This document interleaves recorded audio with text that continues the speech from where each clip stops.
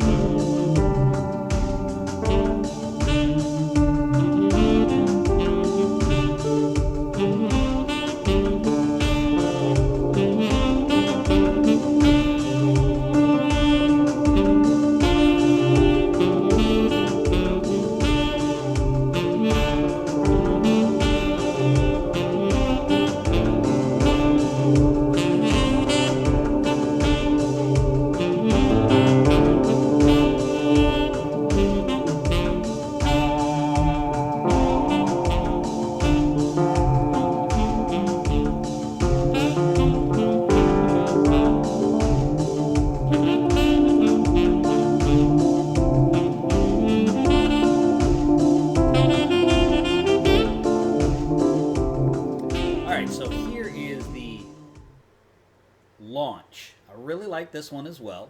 Super cool. I got a little bit of touch-up painting to do on it, and some of the glue is still drying, but it's really neat. And they come with acrylic flight stands. Really like these.